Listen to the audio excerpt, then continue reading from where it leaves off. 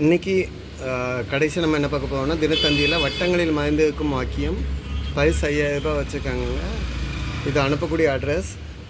ஒவ்வொரு கேள்விக்கும் கீழே இருக்க கேள்வியை வச்சு நம்ம பதில் கண்டுபிடிச்சி இந்த கட்டத்தில் எழுதுவோம்.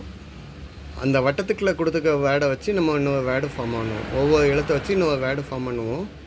1 by 1 சால்வ் பண்ணாங்க. முதல்ல வினாவுக்கு கிடைப்பது, ஒவ்வொரு கொஸ்டினுக்கு என்ன கிடைக்கும், 2 எழுத்து டை இருக்கிறதுனால விடை, பதில் என்ன விடை. இதில் வட்டத்துக்குள்ளே இருக்க எழுத்து வி, இந்த வியை மட்டும் தனியாக எடுத்து எழுதுவோம். சரிங்களா? 2வது கேள்வி திசை. திசையை நீங்கள் வேறு என்னன்னு சொல்லலாம், திக்கு அப்படின்னு சொல்லலாம். திக்கு திசை, திக்குனாலும் திசைனாலும் ஒன்று.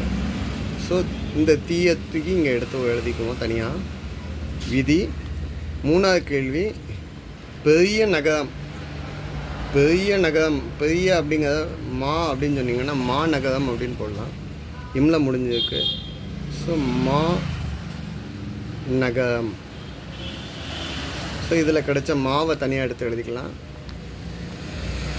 நம்மளுக்கு விதிமா அப்படின்னு பதில் கேள்வி கிடச்சிருக்கு. இன்னும் 4வது கேள்வி என்னன்னு பார்க்கலாம். பேல ஆன்சருக்கு தாய் தந்தை. தாய் தந்தை அவங்கள நம்ம பெற்றோர்கள்னு சொல்லுவோம், பெற்றோர் அப்படின்னு சொல்லலாம்.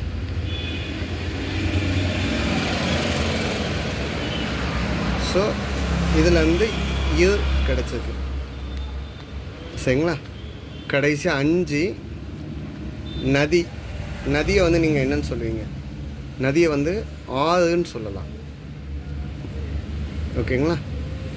ஸோ நம்ம இப்போ இதில் ட்ரூ கிடச்சிருக்கு. நம்ம கிடைச்ச வாக்கியம் என்ன அப்படின்னு கேட்டிங்கன்னா, விதி மாச்சு, விதியை மாச்சு. உழைத்தால் மட்டுமே விதியை மாற்ற முடியும்.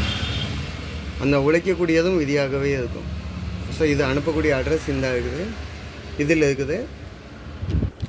சரிங்களா? இதனுடைய ரூல்ஸ் எல்லாமே இதில் கொடுத்துருக்காங்க. சரிங்களா? இன்றைக்கி நான் எக்ஸ்ட்ரா இந்த தினம தந்தியில் தேவதையில் சமையல் போட்டி போடுற எழுதி அனுப்புறவங்க பரிசு கொடுத்துருக்காங்க.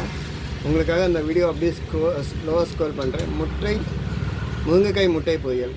இதை வீட்டில் ட்ரை பண்ணி பார்க்கவங்க ட்ரை பண்ணி பாருங்கள். வீடியோ பாஸ் பண்ணிவிட்டு என்னெல்லாம் வச்சுருக்காங்கன்னு பார்த்துக்கோங்க.